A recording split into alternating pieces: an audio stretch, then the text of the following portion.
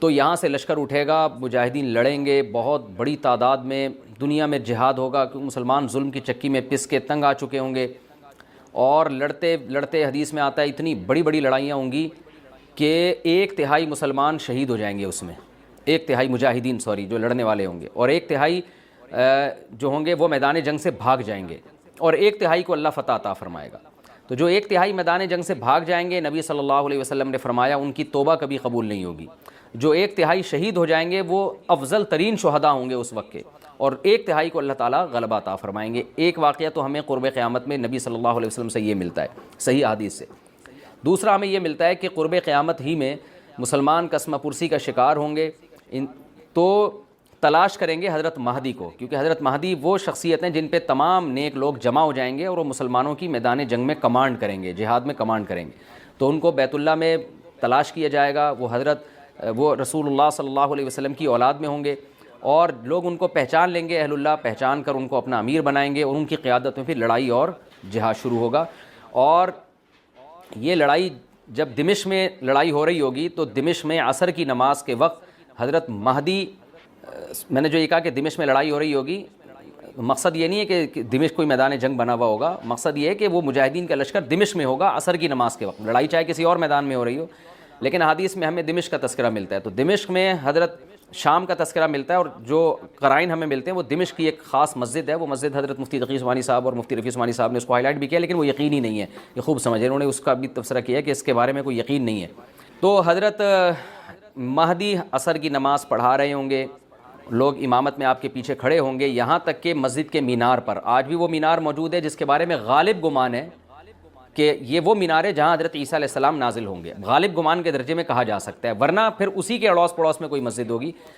میرا اگر شام جانا ہوا تو انشاءاللہ میں ارادہ ہے کہ میں ولاگ میں اس مسجد کا بھی تذکرہ کروں گا، اس جگہ کا بھی تذکرہ کروں گا، لیکن میں پہلے یہ بات بتا دوں کہ وہ 100% یقینی نہیں ہے، ایسا نہ ہو کہ اس مسجد کے مینار پہ چڑھ کے لوگ جو ہے وہ اس کے کوئی مینار کو ہی چاٹنا شروع کر دیں تبرک کے طور پہ۔ تو عصر کی نماز کا ٹائم ہوگا، حضرت عیسیٰ ابن مریم علیہ الصلاۃ والسلام فرشتوں کے کندھوں پہ ہاتھ رکھ کے نیچے اتریں گے نماز کے ٹائم پہ، یعنی آسمان سے مینار تک آئیں گے، اور پھر مینار سے آپ کے لیے سیڑھیاں لگائی جائیں گی، سیڑھیوں کے ذریعے مینار سے نیچے اتریں گے، اور لوگ ان کو پہچان لیں گے۔ حضرت مہدی ان کو امامت کے لیے آگے کریں گے کہ آپ اللہ کے ایک پیغمبر ہیں، آپ نماز پڑھائیے، حضرت عیسیٰ علیہ السلام انہی کو آگے رکھیں گے، اور اس طرح کا مفہوم ہے حدیث میں کہ اللہ نے اس کام کے لیے آپ کو ہی منتخب کیا۔ کیا مطلب یہ امامت اس امت کا حق ہے؟ تو حضرت عیسیٰ ابن مریم علیہ الصلاۃ والسلام کا جو کام ہوگا وہ جہاد ہے، اور یہودیوں سے انتقام لینا، کیونکہ یہودیوں نے اپنے خیال میں حضرت عیسیٰ کو قتل کیا تھا، تو اللہ نے یہودیت ہی کے خاتمے کے لیے اور دجال کے خاتمے کے لیے عیسیٰ ابن مریم کو نازل کیا ہے۔ حضرت مہدی سے پہلے ہی دجال ظاہر ہو چکا ہوگا۔ دجال کے بارے میں حدیث میں آتا ہے کہ ہر پیغمبر نے اپنی امت کو دجال کے فتنے سے ڈرایا ہے۔ اچھا، یہ دجال ایک ایسی شخصیت ہے جس کا یہودی انتظار ہم سے زیادہ کر رہے ہیں، کیونکہ یہودی اس کو اپنے لیے نجات دہندہ سمجھتے ہیں، جبکہ حدیث میں آتا ہے کہ دجال کانا ہوگا اور اس کا خدائی کا دعویٰ ہوگا، اس کے پاس کچھ ایسی طاقتیں ہوں گی کہ مردے کو زندہ کر دے، زندہ کو مار دے، ایک طرف اس کے باغ ہوگا، ایک طرف اس کے آگ ہوگی، جو اس پر ایمان لائے گا اس کو باغ میں داخل کرے گا، اور جو اس پر ایمان نہیں لائے گا اس کو آگ میں داخل کرے گا۔ اور رسول اللہ صلی اللہ علیہ وسلم نے فرمایا اس کی جو آگ ہے حقیقت میں وہ جنت کا باغ ہوگا، اور اس کا جو باغ ہے حقیقت میں وہ جہنم کی آگ ہوگی۔ تو جو نبی کی باتوں پہ یقین کرتے ہیں وہ دجال کے فتنے سے محفوظ رہیں گے۔ اور حدیث میں سورہ کہف کی بھی تلاوت کا حکم ہے، جمعے کے دن جو کہف کی تلاوت کرتا ہے اللہ اس کو دجال کے فتنے سے محفوظ رکھتا ہے۔ اب آپ دیکھیں یہ سورہ کہف میں ہی قیامت کی علامات کا تذکرہ ہے نا، تو شاید اسی وجہ سے کیونکہ جو سورہ کہف پڑھتا رہے گا وہ یاجوج ماجوج کے واقعات بھی پڑھتا رہے گا اور اللہ کی قدرت کے واقعات بھی پڑھتا رہے گا، تو دجال کے فتنے سے اللہ اس کو اس برکت سے بچا کے رکھیں گے، فتنے سے محفوظ رکھیں گے۔ تو وہ ایسی طاقتیں دکھائے گا، بے وقوف لوگ اس پہ ایمان لے آئیں گے۔ حدیث میں آتا ہے کہ کانا کبھی بھی خدا نہیں ہو سکتا، یعنی اس کی تو ایک آنکھ ہوگی نہیں، لیکن بے وقوف لوگ اس کے یہ کچھ ظاہری کمالات دیکھیں گے، یہ نہیں دیکھیں گے کہ یہ تو شکل بھی اس کی اچھی نہیں ہے، یعنی خدا کم از کم جمال والا ہوتا ہے نا، یہ تو ہے بھی کانا، اور اس کے بڑا بڑا کافر بھی لکھا ہوا ہوگا واضح طور پر، جس سے پتہ چلے گا۔ لیکن احمق اور بیوقوف لوگ جیسے روحانی عاملوں کے کچھ شعبدے دیکھ کر ان پہ سے متاثر ہو جاتے ہیں نا، روحانی عاملوں کے شعبدے دیکھ کے، تو ایسے ہی دجال کے شعبدے دیکھ کے متاثر ہوں گے۔ تو بہت لوگوں کو، خلقت کو، بہت بڑی امت کو گمراہ کرے گا دجال، اہل اللہ کو اللہ تعالیٰ اس کے فتنے سے محفوظ رکھے گا۔ پھر حضرت عیسیٰ ابن مریم جب نازل ہوں گے تو وہ دجال کو قتل کریں گے۔ حدیث میں آتا ہے کہ نیزے کے ذریعے گھوڑے پہ بیٹھ کے قتل کریں گے۔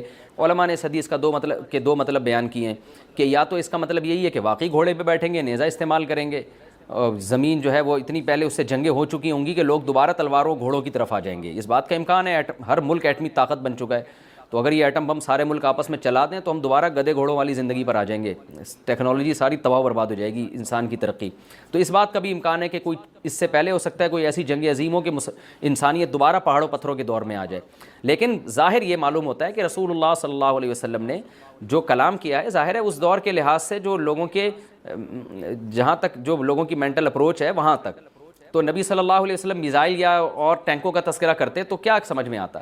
تو گھوڑے سے مراد ہے جو اس زمانے کا گھوڑا ہوگا, اور نیزے سے مراد ہے اس زمانے کا جو اسلحہ ہوگا, کیونکہ نیزہ نبی کے دور کا ایک مناسب اسلحہ تھا اور گھوڑا نبی کے دور کی میدان جنگ کی ایک مناسب سواری تھی.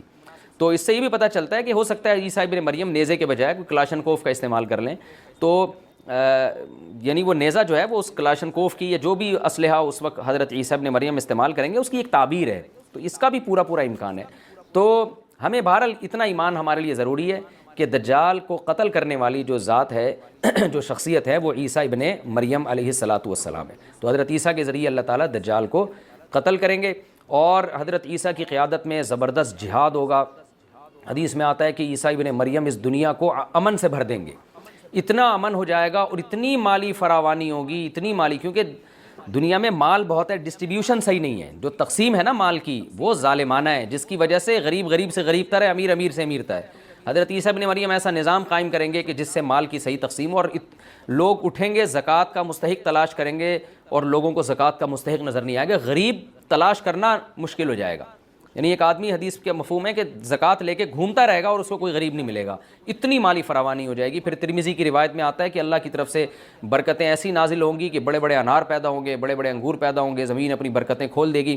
اور حضرت عیسیٰ علیہ السلام خنزیر کو بھی دنیا سے ختم کر دیں گے, خنزیر کی نسل کو ختم کر دیا جائے گا. وَيَضَعُ الْجِزْيَةَ, اور جزیہ کا نظام ختم, اما الاسلام و اما السیف, یا تو تلوار یا اسلام, اس کے علاوہ نہیں.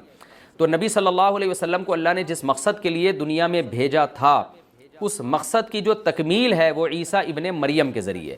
باقی اس میں حکمتیں کیا ہیں اس پر میرے الگ سے بیانات موجود ہیں کہ اللہ نے حضرت عیسیٰ ابن مریم کا انتخاب کیوں کیا اس کام کی تکمیل کے لیے, اسی امت میں کوئی کیوں منتخب نہیں کر لیا, یا یہ کہ پیغمبر صلی اللہ علیہ وسلم ہی کے ذریعے پوری دنیا میں اسلام کو غالب کر دیا جاتا, اس میں کیا حکمتیں ہیں, اس پر میرے الگ سے بیانات موجود ہیں. ابھی تو میں کوشش کرتا ہوں کہ تفسیر سے میں جو ٹو دا پوائنٹ بات ہے اس سے یہاں اس لیکچر میں نہ ہٹوں.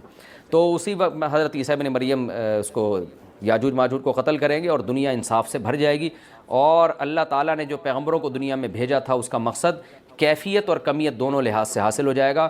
اس کے بعد پھر آہستہ آہستہ دنیا میں زوال شروع ہوگا, اور پھر جب پوری دنیا کے لوگ زوال کا شکار ہوتے ہوتے کفر کی طرف جائیں گے, گناہوں کی طرف. اور حدیث میں آتا ہے جب تک ایک شخص بھی اللہ کا نام لینے والا ہوگا, سب سے زیادہ ماں اپنے دودھ پیتے بچے سے محبت کرتی ہے. اللہ فرماتے ہیں ہر دودھ پلانے والی, چاہے وہ انسان ہو یا جانور ہوں, وہ اپنے دودھ پلانے والے بچے سے اس زلزلے کو دیکھ کر غافل ہو جائے گی. وَتَضَعُ كُلُّ ذَاتِ حَمْلٍ حَمْلَهَا, ہر حمل والی عورت یا جانور وہ اپنے بچے کو اس ٹینشن سے گرا دیں گے. وَتَرَى النَّاسَ سُكَارَىٰ, اور تم اس منظر میں اگر لوگوں کو دیکھو گے تو ایسا لگے گا یہ نشے میں ہیں. وَمَا هُمْ بِسُكَارَىٰ, حالانکہ انہوں نے نشہ نہیں کیا ہوگا. وَلَٰكِنَّ عَذَابَ اللَّهِ الشَّدِيدُ, اللہ کا عذاب بہت سخت ہوگا. وَمِنَ النَّاسِ, آگے اللہ نے فرمایا یا ایھا الناس ان کنتم فی ریب من البعث, اے لوگو اگر تمہیں قیامت کے زلزلے اور اس کے بعد مرنا اور پھر مٹی ہو کے دوبارہ زندہ ہونے پر یقین نہیں ہے, تم یہ کہتے ہو کہ یہ خدا یہ کام کیسے کرے گا. فَإِنَّا خَلَقْنَاكُم مِّن تُرَابٍ, تو دیکھو ہم نے تمہیں مٹی سے بنایا ہے سب سے پہلے. کوئی یہ کہہ سکتا ہے یہ مٹی سے چلتے پھرتے انسان, دو آنکھیں دو کان ناک دل دماغ جگر کھوپڑی, یہ سارا سیٹ اپ بن کے چلتا پھرتا پتلا, کوئی کہہ سکتا ہے یہ؟ فرمایا ہم نے مٹی سے بنایا. ثم من نطفۃ, پھر اس مٹی کو منی کے قطرے میں تبدیل کیا ہم نے, اس کو دیکھو کیسا عجیب ہے. ثم من علقہ, پھر وہ ماں کے رحم میں جمے ہوئے خون میں تبدیل ہو جاتا ہے, حالانکہ اس منی کے قطرے میں اور خون میں کوئی آپس میں مناسبت نہیں ہے. ماں روٹی کھاتی ہے اور اس کو ہم کیسے جمے ہوئے خون میں تبدیل کر دیتے ہیں, کتنا عجیب کام ہے کہ. ثم من مضغہ, فرمایا پھر اس کو گوشت کا لوتھڑا بنا دیتے ہیں. بلڈ سے گوشت بنانا بھی کس کا کام ہے؟ اللہ. مخلقۃ غیر مخلقۃ, پھر کیا دوسرے مقام پہ اللہ نے فرمایا پھر ہم اس کے ہڈیاں اور اس کے اوپر گوشت چڑھا دیتے ہیں اور پھر تمہیں ماں کے بطن سے باہر نکال دیتے ہیں. ثم نخرجکم طفلا ثم لتبلغوا اشدکم, کمزور پیدا ہوتے ہو, پھر تمہیں پروان چڑھا کے لتبلغوا اشدکم, ایک دن جوانی کی دہلیز پہ قدم رکھتے ہو, تمہارے چال میں طاقت, تمہاری آواز میں طاقت, تمہارے بازو میں طاقت, تمہارے سوچنے سمجھنے میں طاقت. ومنکم من یتوفی, کچھ لوگ تو جوانی میں مر جاتے ہیں. پھر اللہ کیا تصرف کرتا ہے, یرد الی ارذل العمر, کچھ لوگوں کو سخت بڑھاپے کی طرف ریورس کر دیتا ہے. لکی لا یعلم من بعد علم شیئا, سب کچھ جانتے بوجھتے ہوئے بھی احمق اور بے وقوف بن جاتا ہے. وہ ایسا دماغ اللہ اس کا معاف کر دیتے ہیں. فرمایا کہ یہ اگر تمہیں شک ہے تو خدا کی قدرت کے یہ نمونے تم اپنی آنکھوں سے صبح و شام دیکھ رہے ہو, تو وہ خدا مٹی ہونے کے بعد دوبارہ زندہ کیوں نہیں کر سکتا؟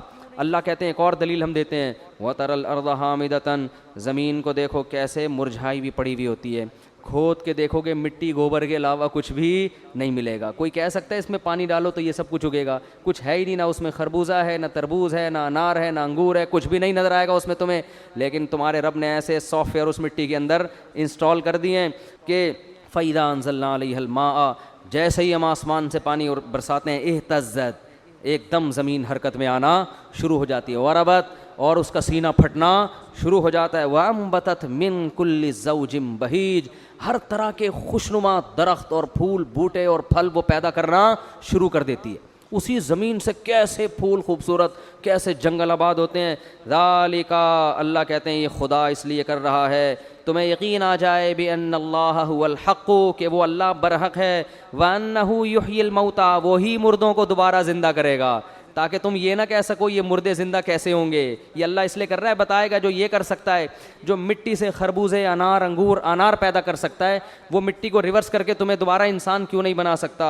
وَأَنَّهُ عَلَى كُلِّ شَيْءٍ قَدِيرٌ, اور تمہیں یقین آ جائے کہ اللہ ہر چیز پر قدرت رکھتا ہے. وَأَنَّ السَّاعَةَ آتِيَةٌ لَا رَيْبَ فِيهَا, تمہیں پتہ چل جائے کہ قیامت ایک دن آئے گی اور اس کے آنے میں کوئی شک نہیں ہے. وَأَنَّ اللَّهَ يَبْعَثُ مَن فِي الْقُبُورِ, اور جو قبروں کے اندر دفن ہیں, لوگ پڑے ہوئے ہیں, اللہ ان کو ایک دن اکھاڑ کے اپنے سامنے کھڑا کر دے گا. کیا انداز ہے قرآن مجید کا. دنیا میں سب سے بڑا احمق اور بے وقوف وہ ہے جو یہ کہتا ہے کہ ہم مٹی ہو کے ختم ہو جاتے ہیں. بھلا کون اس مٹی میں دوبارہ جان ڈالے گا؟ صبح و شام اللہ پانی برسا کے مٹیوں میں ہی تو جان ڈال رہا ہے جو ہم کھا رہے ہیں. یہ انار مٹی ہی تو ہے جو آپ کھاتے ہو, یہ کھجور مٹی ہی تو ہے جو ہم کھاتے ہیں, یہ روٹی مٹی ہی تو ہے جو ہم کھاتے ہیں, گوشت مٹی ہی تو ہے جو جانور نے کھایا اور اس سے گوشت بنا, دودھ مٹی ہی تو ہے, یہ سارے, اور ہم بھی تو مٹی ہیں. مٹی سے کیسے مختلف چیزیں اس نے بنا دیں, اس پہ نہیں مان رہے کہ اللہ کی قدرت, اور اعتراض کس پہ کر رہے ہیں, مٹی سے دوبارہ انسان کیسے بنے گا. تو اللہ فرماتے ہیں یہ سب ہم اس لیے تو اپنے قدرت کے نمونے دکھا رہے ہیں تاکہ تمہیں پتہ چل جائے. پھر اللہ کہتے ہیں وَمِنَ النَّاسِ مَن يُجَادِلُ فِي اللَّهِ بِغَيْرِ عِلْمٍ, بہت سے لوگ ایسے ہیں جو اللہ کے بارے میں بغیر دلیل کے جھگڑتے ہیں. کیا جھگڑنا, وہی اللہ کہہ رہا ہے زندہ کروں گا اور یہ کہتے ہیں نہیں ہوگا. فرماتے ہیں ان کا انداز کیا ہوتا ہے, ثانی عطفہ, جب ان کے سامنے اللہ کی آیات تلاوت کی جاتی ہیں کہ تم زندہ ہوگے, تمہیں حساب دینا ہے, تو یہ اپنے پہلو کو موڑ لیتے ہیں وہاں سے, چلو یار کوئی اور بات کرو, یہ کیا قصے کہانیاں لے کے بیٹھ گئے. یہ انداز ہے قرآن کا. ثانی عطف, اپنے پہلو کو کیا کر لیتا ہے, فولڈ کر لیتا ہے, فوراً موو کرتا ہے. وہاں کھانے پینے کی بات ہو, خربوزے کی بات ہو, تربوز کی بات ہو, سموسے کی بات ہو, توجہ کرے گا, ہاں جی ذرا اونچا بولیں کیا کہہ رہے ہیں آپ. پیسوں کی بات ہو, بحریہ ٹاؤن کی بات ہو, گاڑیوں کی بات ہو, 4 شادیوں کی بات ہو, کرے نہ کرے لیکن سنے گا شوق سے. لیکن جب بات ہوگی کہ تمہیں ایک دن خدا زندہ کر کے حساب دے گا, تو قرآن کہہ رہا ہے ثانی عطفہ, اپنے پہلو کو فوراً کیا کرتے ہیں, موڑتے ہیں. کیوں؟ یعنی ٹاپک کو کیا کرو بھائی, چینج. جیسے ہوٹلوں میں لکھا ہوتا ہے نا, سیاسی باتیں کرنے پر پابندی ہے, پھڈا ہو جاتا ہے نا بعض دفعہ. تو یہی ہمارا مزاج ہے. ثانی عطفہ لیضل عن سبیل اللہ. ایک آیت پڑھ کے بس درس کو ختم کرتا ہوں. اللہ نے فرمایا وَمِنَ النَّاسِ مَن يَعْبُدُ اللَّهَ عَلَى حَرْفٍ, کچھ لوگ ایمان لے بھی آتے ہیں. فرمایا کچھ ایسے ہیں جو مان بھی جاتے ہیں, لیکن ان کا انداز کیا ہوتا ہے, وہ اللہ کی عبادت کرتے ہیں کنارے پہ کھڑے ہو کر. فَإِنْ أَصَابَهُ خَيْرٌ اطمأنَّ بِهِ, اگر اسلام میں فائدہ نظر آ رہا ہے, بہت زبردست مذہب ہے اسلام, واقعی اسلام پہ چلنا چاہیے. سمجھ میں آ رہی ہے بات. جب زکوٰۃ لینی ہو تو اسلام, کیونکہ اسلام نے زکوٰۃ کو فرض کیا, بہت اچھا حکم ہے, لائیے زکوٰۃ نکالیے, ٹھیک ہے نا. جب دینے کی باری آئی لوگ کہتے ہیں میرے پر 1 کروڑ روپے 2.5 لاکھ زکوٰۃ بن رہی ہے, 2.5 لاکھ کون دے گا؟ او بھائی 1 کروڑ بھی تو ہے تیرے پاس. تو اللہ نے فرمایا کہ تمہیں تاریخ سے کیا لینا دینا ہے, ہم کیوں بتائیں؟ کسی چیز کی تاریخ اگر کسی کو معلوم نہ ہو تو اس سے یہ لازم نہیں آتا کہ ایسا دن واقع ہوگا ہی نہیں. مصلحت ہے. جیسے موسیٰ علیہ السلام کو اللہ نے کوہ طور پہ بلایا تو حضرت موسیٰ سے اللہ نے فرمایا اکاد اخفیہا, اے موسیٰ قیامت آئے گی لیکن اس کا ٹائم اور وقت کسی کو نہیں بتاؤں گا میں. اسی اللہ کی مرضی ہے, نہیں بتایا اللہ نے. تو اللہ نے فرمایا کہ وَيَقُولُونَ مَتَىٰ هَٰذَا الْوَعْدُ إِن كُنتُمْ صَادِقِينَ, اے نبی آپ سے کہتے ہیں اگر سچے ہو تو ٹائم بتاؤ کب آئے گی. وَيَقُولُونَ مَتَىٰ هَٰذَا الْوَعْدُ إِن كُنتُمْ صَادِقِينَ قُلْ إِنَّمَا الْعِلْمُ عِندَ اللَّهِ, کہہ دیجئے اس کا علم صرف کس کے پاس ہے؟ اللہ کے پاس ہے. وَإِنَّمَا أَنَا نَذِيرٌ مُّبِينٌ, اگر میں نے قیامت لانی ہوتی تو میں بتاتا, لانے والا اللہ ہے, وہ نہیں بتا رہا تو میں کہاں سے بتاؤں تمہیں بھائی؟ کیسی صاف باتیں ہیں نا. اللہ نہ کرے محمد صلی اللہ علیہ وسلم جھوٹے نبی ہوتے, معاذ اللہ, تو بتا دیتے فلاں تاریخ کو آئے گی, 100 سال کے بعد آئے گی. آپ کہتے ہیں یہ جتنے لوگ ہیں 100 سال کے اندر تو میں بھی چلا جاؤں, وہ بھی چلیں گے, تو بھائی جو جھوٹا نبی ہوتا ہے کہہ رہے میری دکانداری تو چلی جائے گی نا, باقی لوگ بھاڑ میں جو مرضی کریں بھاڑ میں جائیں, مجھے اس سے کیا ہے؟ کیا خیال ہے بھائی؟ وہ کچھ بھی کہہ دیتے, کہتے چلو میں 100 سال کے بعد کا ٹائم بتا دیتا ہوں, اور 100 سال سے پہلے تو ہم بھی چلے جائیں گے, یہ سارے دنیا سے چلے جائیں گے. بعد والے اگر مجھے جھوٹا سمجھتے بھی ہیں تو جب دنیا سے میں چلا ہی گیا تو میں نے جو مالی جو مفاد حاصل کرنے تھے, عزت حاصل کرنی تھی, پیسہ حاصل کرنا تھا, خواہشات پوری کرنی تھی, میرے تو مزے ہو ہی جائیں گے نا. اس صاف پتہ چلتا ہے کہ آپ صلی اللہ علیہ وسلم یہ دنیا کے لیے نہیں کر رہے تھے, کیونکہ جو شخص اللہ پر جھوٹ باندھ سکتا ہے کہ میں اللہ کا نبی ہوں, اتنا بڑا جھوٹ, وہ جھوٹی تاریخ گھڑ کے کیوں نہیں بیان کر سکتا بھائی؟ کیا ہو گیا بھائی جان؟ وہ جھوٹی تاریخ بیان کرنے میں اس کو کتنا ٹائم لگے گا. لیکن نہ, جب سورج گرہن ہوا نا نبی کے دور میں, تو عرب میں یہ مشہور تھا کہ جب کسی بڑی شخصیت کا انتقال ہوتا ہے یا کوئی بڑی شخصیت پیدا ہوتی ہے تو چاند اور سورج اس وقت گرہن ہوتے ہیں. اللہ کی قدرت, اسی دن نبی کے بیٹے کا انتقال ہوا اور چاند یا سورج گرہن ہو گیا. تو صحابہ نے پوچھا یا رسول اللہ آپ کے بیٹے کا انتقال ہوا اس لیے چاند گرہن ہوا؟ آپ نے فرمایا نا, سورج اور چاند اللہ کی آیتوں میں سے آیات, یہ کسی کے جینے اور مرنے سے اس کا تعلق نہیں. کوئی جھوٹا نبی ہوتا تو فوراً کیا کہتا؟ ہاں دیکھو میں بڑا آدمی ہوں اور بڑی شخصیت کے بیٹے کا انتقال ہوا ہے, یہ سورج گرہن اسی کی علامت ہے, آدھے عرب اور مسلمان ہو جاتے ہیں. جھوٹا نبی ہونا کہ فوراً ان چیزوں کو کیش کرائے گا. ہمارے نبی صلی اللہ علیہ وسلم نے کہہ دیا کہ سورج اور چاند کے گرہن ہونے کا کسی کی زندگی اور موت سے تعلق نہیں, اللہ کی نشانی ہے. تو میرے بھائی اسی طرح ہمارے نبی نے کہہ دیا مجھے قیامت کی تاریخ معلوم نہیں, مجھے نہیں پتا. انما العلم عند اللہ, کہہ دیجئے علم صرف اللہ کے پاس ہے. وانما انا نذیر مبین, میری حیثیت کیا ہے؟ میں تو صرف ڈرانے کے لیے آیا ہوں. میں بتا رہا ہوں کہ اللہ نے تمہیں یہ جو نعمتیں دی ہیں ان کے بارے میں اللہ تم سے سوال پوچھے گا, مر کے مٹی ہو کے ختم نہیں ہوگے. آج ختم کر دیتے ہیں سورہ ملک کو. وانما انا نذیر مبین فلما رأوه زلفة سیئت وجوہ الذین کفروا وقیل هذا الذی کنتم به تدعون. اللہ نے اپنے نبی کو تسلی دی, فرمایا جب یہ اس جہنم کو اپنی آنکھوں سے دیکھیں گے نا جو نافرمانوں کے لیے تیار کر کے رکھی ہے, تو ابھی تو کہہ رہے ہیں اس جہنم میں جانے کا ٹائم بتائیں, لیکن جب دیکھیں گے تو ان کے چہرے بگڑ جائیں گے. جیسے کسی چیز سے نفرت ہوتی ہے انسان کو اور اسے دیکھ کے چہرہ بگڑ جاتا ہے. وقیل هذا الذی, اور کہا جائے گا یہ ہے وہ آگ جس کا تم دعویٰ کیا کرتے تھے, مانگا کرتے تھے کہ کب آئے گی. تم کہتے تھے ہمارے سامنے یہ آگ لے کر آؤ ہم دیکھیں, تو یہ ہے جس کو تم مانگا کرتے تھے. آج تمہارے مانگنے پر اللہ نے یہ تمہارے سامنے رکھ دی ہے. پھر اللہ نے اپنے نبی سے کہا کہ آپ ان کو آخری اعلان سنا دیں. قل ارأیتم ان اہلکنی اللہ ومن معی او رحمنا فمن یجیر الکافرین من عذاب علیم. بتاؤ جہنم کب آئے گی, یہ تاریخوں میں پڑھنا, یا جہنم کب آئے گی, جنت کب آئے گی, قیامت کب آئے گی, اس کی تاریخیں تو مجھے معلوم نہیں ہے. لیکن ایک سوال میں تم سے پوچھتا ہوں کہ بالفرض اگر میں غلط ہوں, اگر میں دعوت میں غلط ہوں, اور جو اس کائنات کو پیدا کرنے والا ہے وہ مجھے بھی ہلاک کر دے اور میرے ساتھ جو ایمان والے لائے ہیں ان کو بھی ہلاک کر دے, تو کیا وہ تم کو چھوڑ دے گا؟ تم تو صاف انکار کر رہے ہو اس کا, تمہیں کیسے چھوڑ دے گا وہ؟ اگر میں دنیا میں ہلاک ہو بھی گیا, تمہارے قتل کرنے سے ہلاک ہو گیا, تمہارے نقصان پہنچانے سے چلا گیا, اپنی مشن میں بالفرض ناکام ہو گیا, تو تم مجھے یہ بتاؤ کہ جو رب مجھے ہلاک کر سکتا ہے وہ اپنے انکار کرنے والوں کو جو سرے سے اس کو مانتے ہی نہیں ہیں